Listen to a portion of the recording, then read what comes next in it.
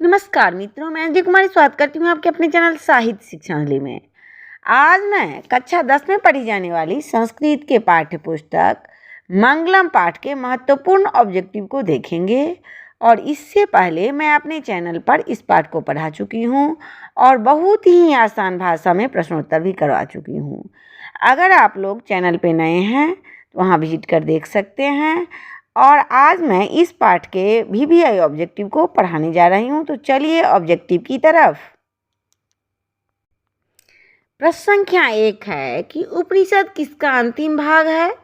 तो आप लोग पढ़ चुके हैं कि वैदिक साहित्य का अंतिम भाग उपनिषद कहलाता है।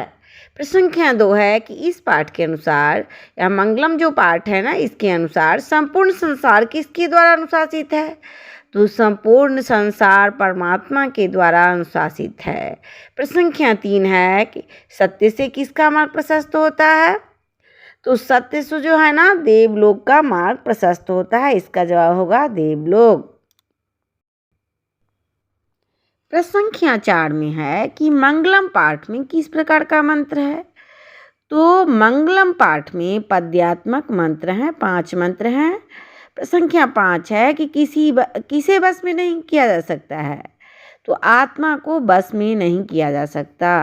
प्रश्न संख्या 6 है कि संसार में किसकी जीत होती है।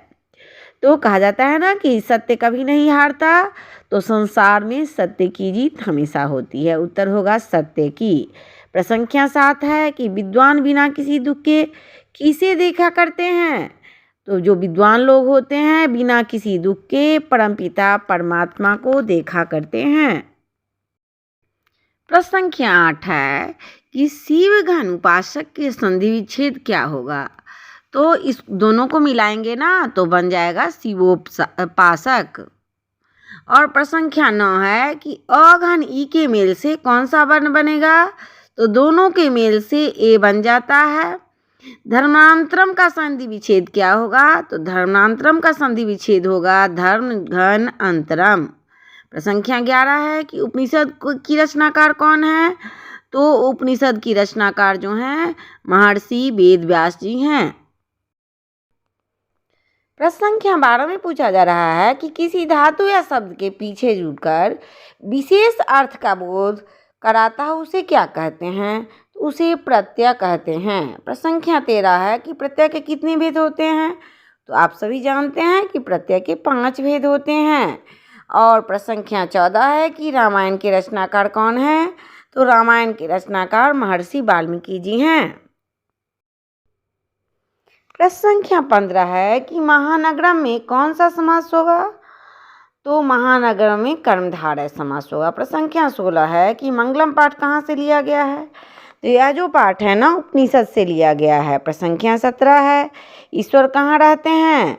तो इसका जवाब होगा ईश्वर सर्वत्र रहते हैं, सभी जगह रहते हैं। कहा जाता है ना कि हम में तुम में खड़क हम में सब में है भगवान रे। तो ईश्वर का वास सभी जगह होता है। प्रश्न संख्या 18 है कि सूर्य का पर्यायवाची शब्द क्या है।